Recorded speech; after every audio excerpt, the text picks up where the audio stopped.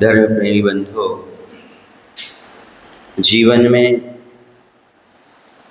उत्थान करने के लिए, कल्याण करने के लिए विशेष कुछ आवश्यक नहीं होता।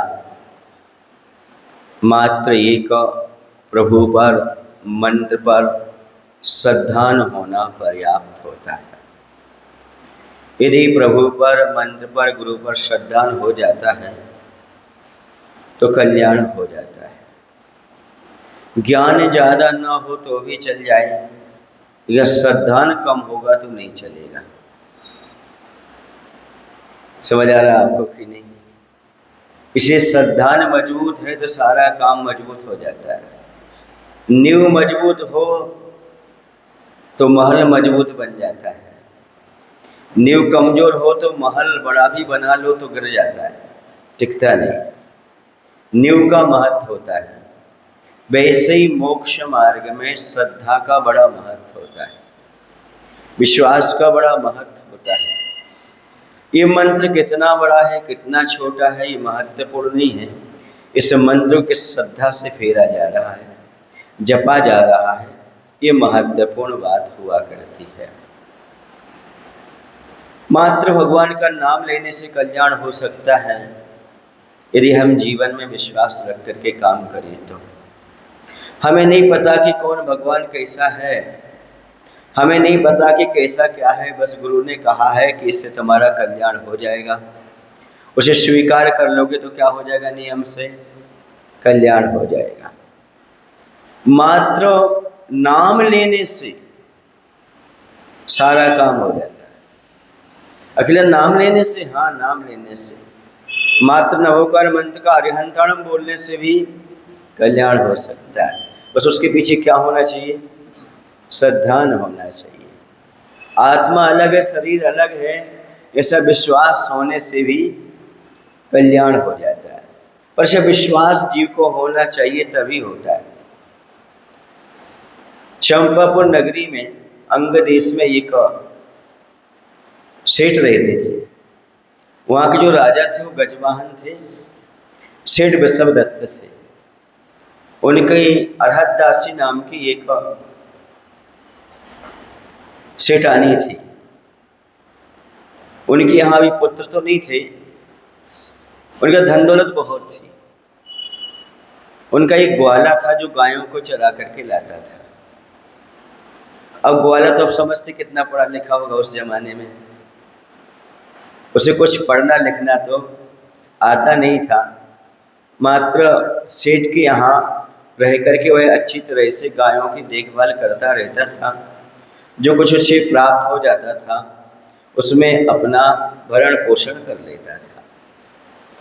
इतना ही उसका जीवन था, मात्र अपने सेठ के प्रति समर्पित, गायों को खिलाना पिलाना, यही उसका मात्र था। और कुछ भी उसका काम नहीं था, कोई ज्ञान भी नहीं था।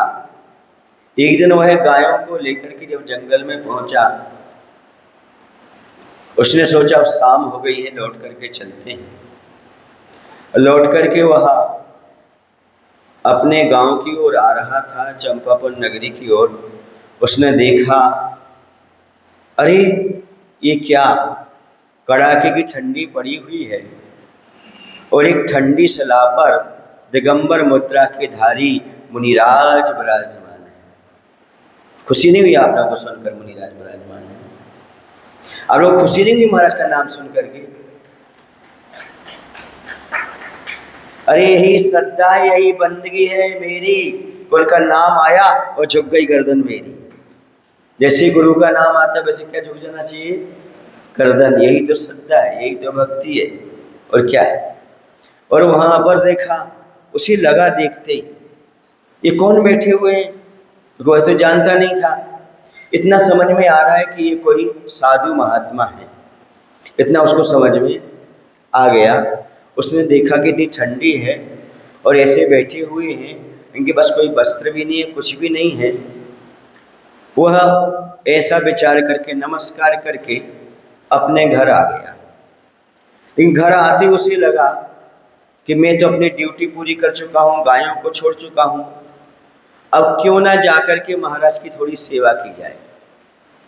इतनी ठंडी में महाराज ऊँच टपक रही होगी, सलाह पर बैठे हुए हैं, कितनी ठंडी लग रही होगी, अपन चलते हैं। ऐसा भाव उसके अंदर आ गया। किसके अंदर? ग्वाले के अंदर। आपके अंदर कभी ऐसा भाव आता है? चलो आज देख लें महाराज कैसे रुके हुए हैं, वहाँ हवा वगैरह जा रही कि नहीं, महाराज को गर्मी लग रही, सर्दी लग रही, क्या लग रही।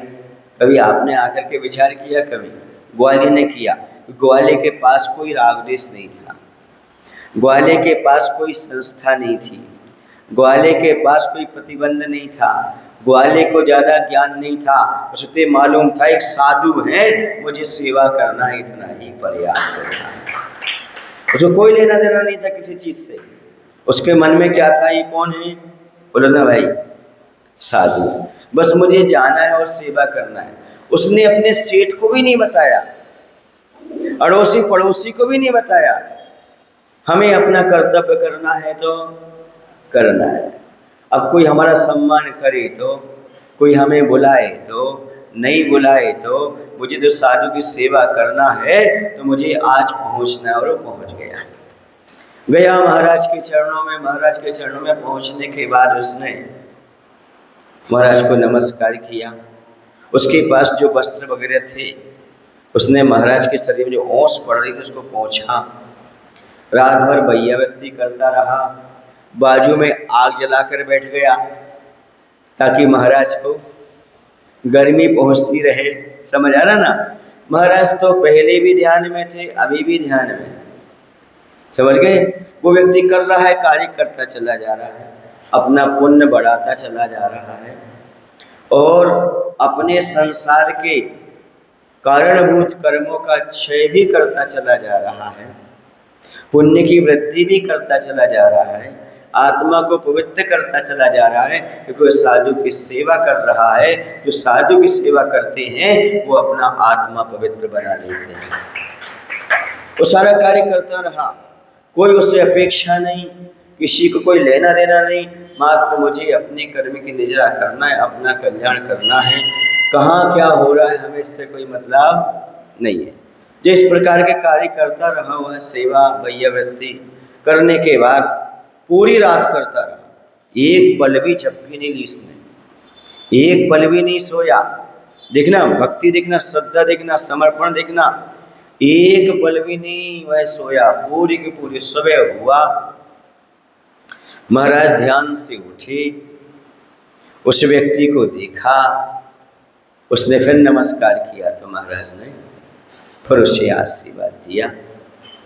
महाराज रिद्धिधारी मुनिराज थे, कोई सामान्य नहीं थे, आकाशगामी विद्या उनके पास थी। उन्होंने आकाशचारण रिद्धि के धारी थे। उन्होंने अपने ज्ञान से जाना ये कोई सामान्य ग्वाला नहीं है, आगे चल करके यह कल्याण करने वाला जीव है, मोक्षगामी जीव है, कोई सामान्य नहीं है।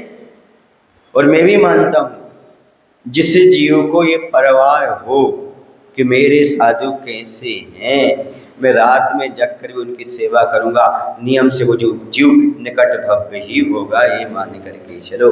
कोई सामान्य जीव तो हो ही नहीं सकता, क्योंकि ऐसे भाव किसके अंदर आ सकते हैं? निकट भव्य के। दूरानुदूरी भव्य को तो अपने से मतलब नहीं रहता, मैं जो करूँगा वो ही सही है, सामने वाले सब गलत हैं, चाहे वो साधु भी क्यों ना हो, चाहे वो शास्त्र भी क्यों ना हो, जो मैं कर रहा हूँ तो क्या है? सही है। बाकी सब कैसे हैं? मूर्ख हैं। जिनके दूरानुदूर भव्य होते हैं उनकी दशा ऐसी ही होती है। लेकिन निकट भव्य तो ये कहता है नहीं भैया, हमें अवसर का लाभ मिला है, इसे चूकना नहीं चाहिए। और अवसर का लाभ उसने अच्छी तरह से लिया।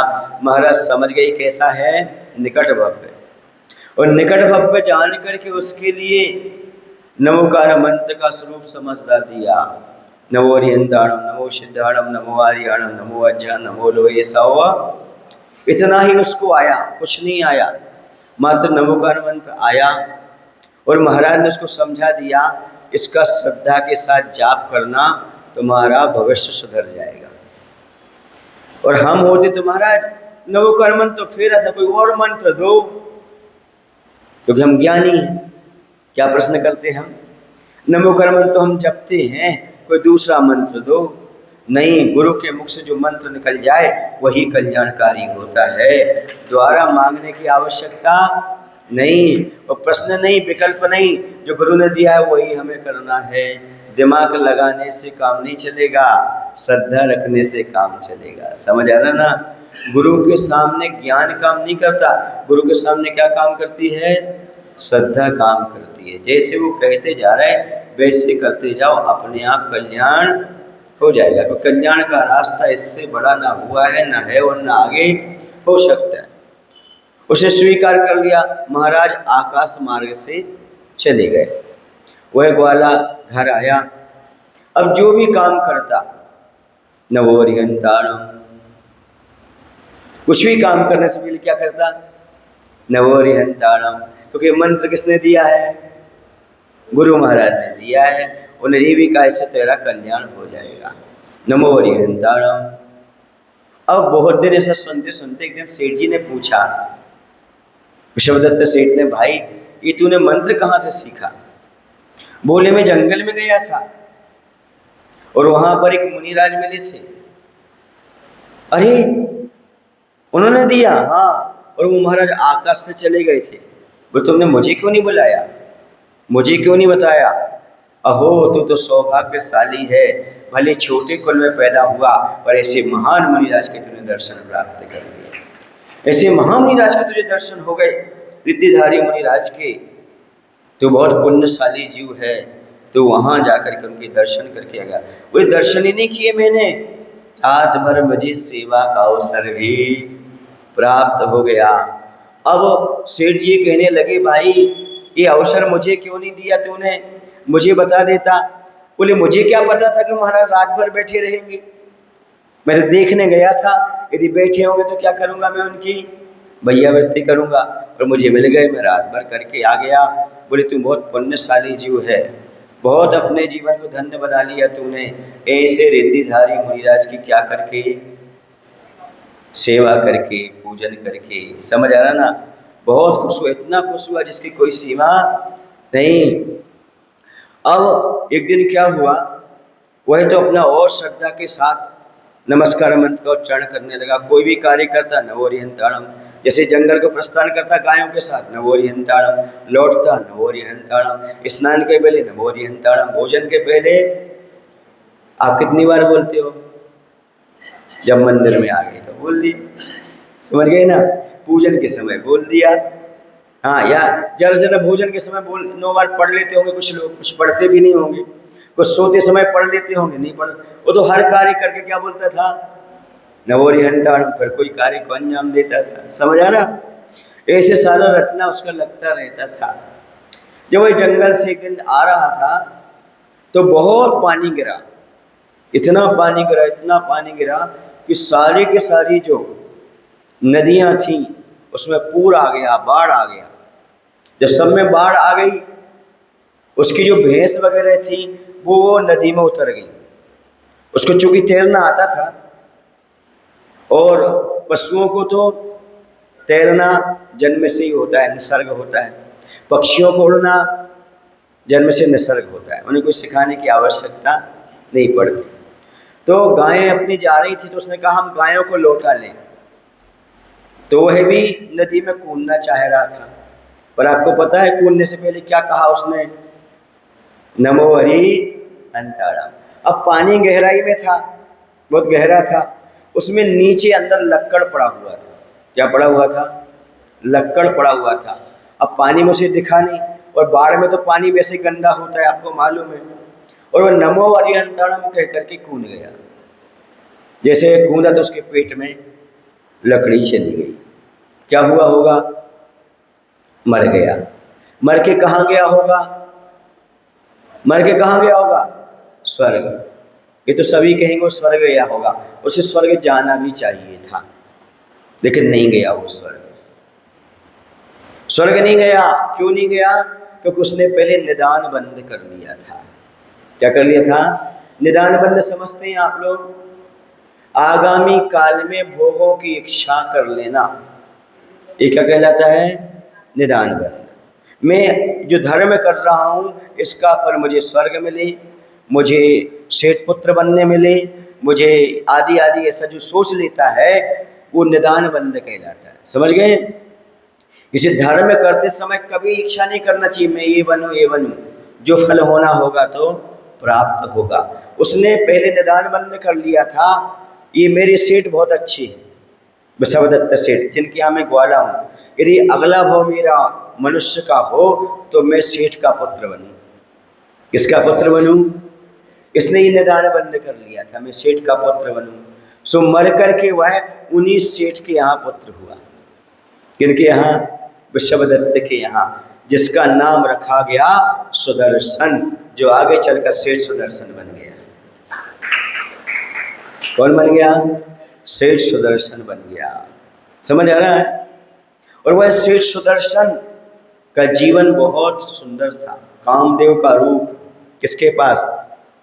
सुदर्शन के। सुंदरता में नंबर 1। ये कैसे प्राप्त हुआ उसके स्वरूप? मात्र नमो अरिहंताणाम, ये भक्ति होने से, गुरु के प्रति होने से ऐसा सुंदर रूप हुआ कि बाद में रानी भी उस पर मोहित हो गई। और मोहित हुई और अपना काम सिद्ध नहीं हुआ तो उस पर आरोप लगा दिया। क्या आरोप लगा दिया? कि इसने मेरी इज्जत बिगाड़ना चाहिए। समझ आ रहा ना? क्योंकि ऐसे होता जमाने में, जमाना खराब है, आप समझते हो। लोग इच्छा पूरी नहीं होती तो उस पर चारित्र का दोष लगा देते हैं ताकि अपन बच जाओ, सामने वाला पट जाए। इस संसार की सबसे खतरनाक परिणति होती है। और ये भूल जाते हैं आज तुम दूसरे के साथ कर रहे हो, कल तुम्हारे साथ भी ऐसा ही होगा। और जब उसने इस प्रकार का आरोप उस पर लगा, मालूम उसको सूली पर चढ़ाने की क्या दे दी? राजा ने आज्ञा दे दी। कुछ देखा नहीं, जाना नहीं। समझ आ रहा है आपको कि नहीं? लेकिन देवताओं ने तो उसने प्रतिज्ञा कर ली थी सुदर्शन ने, यदि मैं संकट से बच गया तो मुनि बनकर के अपना कल्याण करूंगा, संसार में नहीं फंसूंगा। और पूरे भाव का उसका पुण्य था ही। देवताओं ने आकर सूली का क्या बना दिया? सिंहासन का निर्माण कर दिया। आपको सबको पता है, देवताओं ने पुष्पवृष्टि कर दी उसकी। ये सब समझ में आ रहा है किसका परिणाम था ये सब उसके साथ? बोलो ना। पूर्व भाव में मुनि पर श्रद्धा रख करके, एक नमोकार मंत्र पर श्रद्धा रख करके उसने कार्य किया। सेठानी भी उसका कुछ नहीं बिगाड़ पाई, सूली भी उसका भी बिगाड़ नहीं कर पाया, और एक भाव में इतना सुंदर तन को प्राप्त कर लिया। इसके साथ ही साथ जब सिंहासन हुआ, राजा ने भी उसको नमस्कार किया, देवताओं ने भी नमस्कार किया, राजा ने भी उसको नमस्कार किया। कोई ज्ञान नहीं था उस ग्वाले को, लेकिन ऐसी स्थिति क्यों बन गई? इसलिए बन गई क्योंकि उसने मुनि की बात पर विश्वास रख करके नमो अरिहंतारम परिणाम प्रारंभ कर दिया था। उसका परिणाम एक रात की सेवा। कितने रात की? मात्र एक रात की सेवा उसकी इतना काम कर गई, इतना सुंदर शरीर दे गई, तद्भव मोक्षगामी बना गई। और श्रेष्ठ सुदर्शन ने फिर श्री विमल वाहन मुनिराज से दीक्षा धारण कर ली, मुनि बन गए। कौन? श्रेष्ठ सुदर्शन। और ऐसी तपस्या की कि पाटलिपुत्र पटना से किसको प्राप्त कर गए? मोक्ष को प्राप्त कर रहे। अब बताओ, एक भाव बीच में रहा, बस बीच में काय को रहा? एक ही भाव धारण किया और मोक्ष को प्राप्त कर लिया। अब मात्र ये है भगवान का नाम लेने का ज्ञान, कुछ नहीं है। बस श्रद्धा के साथ गुरु ने कहा है सो मुझे क्या करना है? नमो अरिहंताणम। बस आप भी सीख लो। दूध से दही, दही से मई, जो मुनिराज ने कही वो ही सही। क्या बोलो? कैसे बोलो? दूध से दही, दही से मई, मई और बोल दो। दूध से दही, दही से मई, और जो महाराज ने कही वो ही सही। बस इसी में कल्याण होने वाला है। ग्वाली ने इतनी स्वीकार कर लिया, दूध से दही, दही से मई, है ना, जो मुनिराज ने कही वो ही सही। एक भाव में क्या हो गया? उसका कल्याण हो गया। ज़्यादा ज्ञान करने वाले मझधार में हैं और गुरु का नाम लेने वाले कल्याण कर गए। इतना सीखना पर्याप्त हो जाता है। ये बोलते नाम निक्षेप मात्र। कौन सा निक्षेप? नाम निक्षेप मात्र से इतना कल्याण हो सकता है। एक ग्वाला भी एक भाव लेकर के मुक्त हो सकता है। मात्र किसकी विशेषता है? श्रद्धान के साथ गुरु ने मंत्र दिया है उसका जप करना। ये मत पूछो कब तक जपूंगा, महाराज जी जप ले रहा हूँ 1 साल के लिए, 2 साल के लिए, 3 साल के लिए। और आप लोग तो जब माला फेरते तो गिन करके फेरते हो, है ना? 108 हो गया और रख देते हो। बोलो गलत कह रहे हो सही कह रहे हो? बोलो ना भाई। अच्छा, भगवान का नाम क्या गिन के लेना चाहिए? बोलो जल्दी। यदि 109 बार हो जाएगा तो नुकसान हो जाएगा क्या? 10 बार हो जाएगा नुकसान हो जाएगा क्या? बोलो ना। फिर माले लेकर के जपेंगे हम, क्या लेकर के जपेंगे? और गिनती लगाएंगे, देखते रहेंगे 5 गुड़िया बच्चे के, 4 गुड़िया बच्चे के, 3 गुड़िया बच्चे, मोती कितने बचे। अरे जिस भगवान ने तुम्हारे लिए अनगिना दिया है उनका नाम गिन करके मत लो, तभी तुम्हारा कल्याण होगा। भगवान का नाम भी हम गिन करके लेते हैं।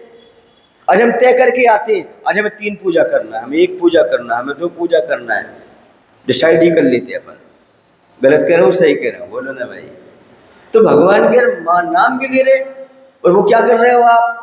गिन गिन करके। अरे श्रद्धालु तो हमेशा बोलते जाओ ना, क्या दिक्कत हो गई? जैसे ग्वाले को श्रद्धान था, नमोरियंताण नमोरियंताण नमोरियंताण। गलत कह रहे हो सही कह रहा हूँ? पर अपन कब करते हैं? मंदिर में आ गए तो कर लिया, कोई पाठ कर लिया तो हो गया, थोड़ा शाम को कर लिया। हमेशा भगवान याद नहीं आते, हमेशा भोजन याद आता है, पैसा याद आता है, पत्नी याद आती है, बच्चे याद आते हैं, इसलिए अपना कल्याण नहीं हुआ। उस ग्वाले को कुछ याद नहीं आता था, मात्र नमो हरिहंताणम याद आता था। उसने क्या कर लिया? 2 भाव में। बोलो ना भाई, कल्याण कर लिया। आप करना चाहते हो कल्याण? ऐसे जैसे कर रहे हो जाएगा ऐसे करने में कल्याण क्या? बोलो जरा। नहीं, श्रद्धा के साथ नमो हरिहंताणम क्या करो। अब आप कहेंगे मर्जी नहीं हम नमो हरिहंताणम ये बोलते रहेंगे तो स्वाध्याय कब करेंगे, पूजन कब करेंगे? तो सुनो, भगवती आराधना ग्रंथ में लिखा है, धवला जी ग्रंथ में लिखा है, नमोकार मंत्र 12 है। पूरा 12 जनवाणी माता का सार नमोकार मंत्र में है। ऐसी ताली बजाई जाती है।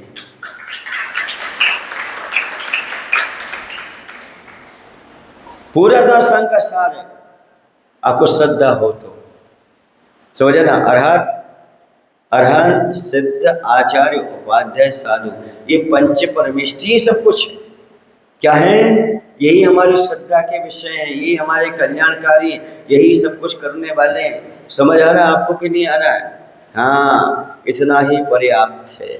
अब हम क्या करते हैं? हम ज़्यादा ज्ञानी बनते हैं। हमारा तो पूजन का नियम है, हमारा तो दर्शन का नियम है, उसके बिना हम कुछ नहीं कर पाएंगे।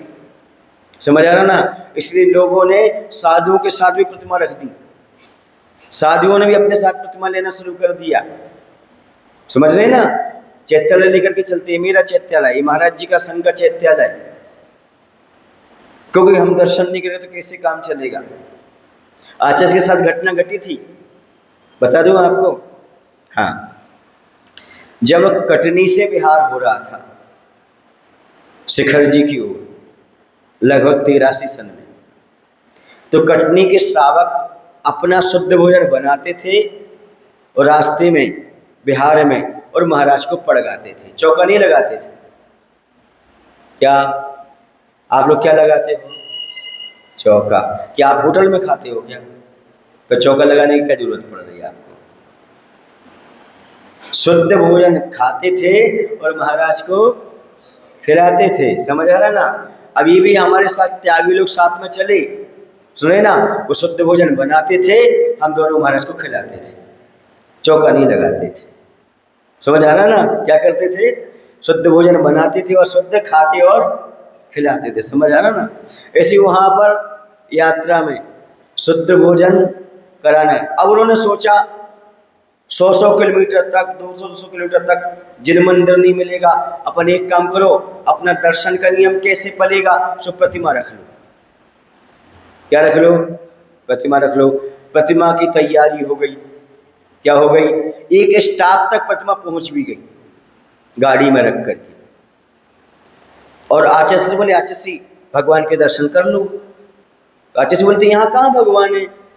आचार्य से बोलते हैं इसमें गाड़ी में। आचार्य से गए, दर्शन किया। आचार्य ने कहा आप लोग भगवान को ले जाना चाहते हो क्या? बोले हाँ, आपको भी दर्शन होते रहेंगे और हमें भी दर्शन होते रहेंगे। तो आचार्य ने क्या जवाब दिया? जिन मुद्रा अपने आप में भगवान की मुद्रा है पर्याप्त। क्या कहा? क्योंकि कुंद भगवान ने 11 स्थान दिए मुनि महाराज को। कितने?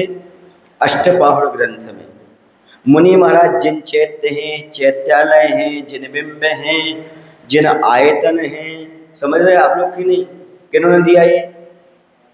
आचार्य कुंद भगवान ने कहा है महाराज चलते फिरते तीर्थ के समान है जिन तीर्थ है, ये उन्होंने कहा। समझ गए ना? इसलिए आपको प्रतिमा साथ में ले जाने की जरूरत नहीं है। आप मुनि के दर्शन कर लोगे, आपका पूरा पूरा नियम देव दर्शन का पल जाएगा। समझ आ रहा है आपको कि नहीं आ रहा है? मुनि मुद्रा का महत्व तो आपको बताना चाह रहा हूं। आचार्य ने उनको समझाया। फिर आचार्य सब लोग थोड़े से चुप हो गए। आचार्य ने कहा एक काम करो, 16 के वस्त्र पहनो, सिर पर रखकर लेकर चलो, गाड़ी में नहीं। कहाँ लेके चलो? हाँ, समझ आ रहा ना? तो लोग समझ गए, तो सब लोगों ने सिर पर रखा और कटनी वापस रखा है। कहाँ रख के आ गए? हाँ, फिर रास्ते में चैत्यालय लेकर के नहीं चले। समझ आ रहा ना आपको कि नहीं? समझो जिनबिंब दर्शन क्या है, देव दर्शन क्या है। मात्र अपने अपने लकीर के फकीर बनने में कोई फायदा नहीं है। मैं आपको एक बार बताऊं, यदि आप समझ सको तो। मुनि महाराज की आहारचर्या में 6 आवश्यक हैं। कितने आवश्यक हैं? 6 आवश्यक है मुनि महाराज की आहारचर्या में। आप पूछेंगे महाराज जी कैसे? सुनो, आपने मुनिराज का पड़गाहन किया, पाद प्रक्षालन किया, पाद प्रक्षालन से आपने गंधोदक ले लिया, अभिषेक का पूर्ण काम हो गया। पर आपने क्या किया? महाराज की पूजन कर ली। देव शास्त्र गुरु में गुरु आ गए कि नहीं आ गए? बोलो ना आप। पूजन हो गया, आपने शोध करके आहार दिया, स्वाध्याय हो गया। नवदा भक्ति की एक के बाद एक क्रम से, ये तो शास्त्रों में लिखा है नवदा भक्ति कैसी होती है। बोलो ना भाई। स्वाध्याय हो गया, आपने सुबह से कुछ खाया पिया नहीं, संयम हो गया। सर्दी है तो तपस्या हो गई, गर्मी है तो तप हो गया, और आप दान दे ही रहे हो, और गुरु सामने है तो गुरु उपासना हो ही रही है। देव पूजा, गुरु उपासना, स्वाध्याय, संयम, तप और दान। समझ आ रहा है आपको कि नहीं आ रहा है? समझो तो सब कुछ है, नहीं समझो तो कुछ नहीं। जो समझते हैं वो मंदिर बाद में आते हैं, पहले अपना काम करके आते हैं। समझ आ रहा ना? क्योंकि उनको समझ में आ रहा है कि मेरा अभी दायित्व क्या है, मेरा अभी कर्तव्य क्या है। नहीं, मैं जब तक ये क्रियाएं नहीं कर लूँगा तब तक मेरा धर्म होगा ही नहीं। ऐसी जो धारणा बना करके आप बैठे हैं, इस धारणा को थोड़ा सुधारने का प्रयास करो। मुनि की आहारचर्या में भी 6 आवश्यक हो जाएंगे यदि आपने रुचि अच्छे से ले ली तो। इसका अर्थ ये नहीं कि आप पूजन बंद कर देना, इसका अर्थ नहीं दर्शन करना बंद कर देना। यदि आपका समय है तो सब कुछ करना, नहीं है समय तो एक में भी अच्छे से कर लेना, आपका कल्याण अपने आप हो जाएगा। ग्वाले ने मात्र नमो हरिहंतरणम करके क्या कर लिया? अपना कल्याण कर लिया। और आपका क्या हो रहा है? नमो हरिहंतरणम। दोनों में बहुत अंतर होता है। इसलिए मेरा कहना है आप कम से कम 1 घंटा अपने परिवार के लोगों को प्रवचन में जरूर बिठा लो, तो धर्म का मर्म समझ सकें। स्वाध्याय करना अलग है अपने शास्त्र में से, पर धर्म का मर्म समझना अलग है। समझ आ रहा ना? ये आचार्य भगवंत ने कहानी सुनाई थी जो आपको सुनाई मैंने। राक्षस ने ये कहा था, भगवान का नाम अकेला श्रद्धा से ले लो तो भी कल्याण हो जाएगा। और आचार्य मानतुंग महाराज ने भी कहा है, क्या कहा, ये भगवान आपकी कथा तो दूर रही, सुने ना, आपका नाम मात्र हमारा कल्याण करने वाला है। समझ आ रहा ना, सूर्य कितने दूर रहे लेकिन उसकी किरणें भी यहाँ पर कमल को खिलाने में समस्त हैं। बोलो ना, तो संस्तवेन भव सनद सन्निबद्धम, तो हाँ, कथापि, ऐसा है ना, तत्कथापि भक्ति वसाद, हाँ आया उसमें नहीं आया। ये भगवान दूसरा ही है, आपकी सारी चीजें दूर, आपका नाम मात्र काम करने वाला है, आपका नाम ही हमारे जीवन में उत्थान के लिए पर्याप्त है। समझ आ रहा? हाँ बिल्कुल, आपके नाम रूपी नाम दमनी भी हमारे सांप के लिए पर्याप्त है। आपका नाम रूपी जल भी जलोदर रोग को ठीक करने में समर्थ है। त्वदपाद पंकज रजोमृत दिग्ध देहा मर्त्यावंति मकर ध्वज तुल्य रूपा। इस तरह सोचो, जो हमारे लिए निचोड़, जो सार शास्त्रों का हमारे आचार्य भगवंतों ने दिया है, उस मर्म को समझो। मैंने गुरु महाराज के चरणों में रहकर 7 वर्ष जो मर्म लिया है, मैं आपको देना चाहता हूँ। ये मैं कहने का कह रहा हूँ, मेरे कहने का तात्पर्य समझो आखिरकार क्या है। स्वयं शास्त्र पढ़ना अलग है और गुरु के चरणों में रहकर के पढ़ना, उसके मर्म को समझना अलग है। अपन शास्त्र पढ़ेंगे, काले अक्षर नजर आएंगे, गुरु से पढ़ेंगे, वही दीपक बन करके प्रकाश फैला देंगे। तो गुरु की महिमा अलग होती है, वो सारा नवनीत हमारे सामने परोसते हैं, नवनीत हमें देते हैं, प्रदान करते हैं। इसलिए ग्वाला मात्र श्रद्धा रख करके गुरु के वचन में क्या कर गया, कल्याण कर गया। आप भी चाहते हो इतना श्रद्धान करके नमो अरिहंताणम के प्रभाव को समझ लो। किसके प्रभाव को? नमो अरिहंताणम के प्रभाव। ज़्यादा ज्ञान प्राप्त करो, नमो अरिहंताणम के प्रभाव को समझ लो। जब ग्वाला कल्याण कर सकता है तो तुम क्यों नहीं कर पाओगे? नहीं कर पाओगे, क्योंकि ग्वाला जैसा श्रद्धा नहीं रख पाओगे। कोई ग्वाला पढ़ा लिखा नहीं था इसलिए श्रद्धा रख लिया, तुम तर्क वितर्क करोगे इसलिए तुम कुछ नहीं कर पाओगे। इसलिए ग्वाला जैसा तर्क वितर्क मत करो, सुन रहे ना, ग्वाले जैसे अच्छी तरह श्रद्धा रख करके कल्याण करो। बोलो महावीर भगवान की, आचार्य गुरुदेव श्री विद्यासागर जी महाराज जी की। हे प्रभु, हम सभी को इतनी शक्ति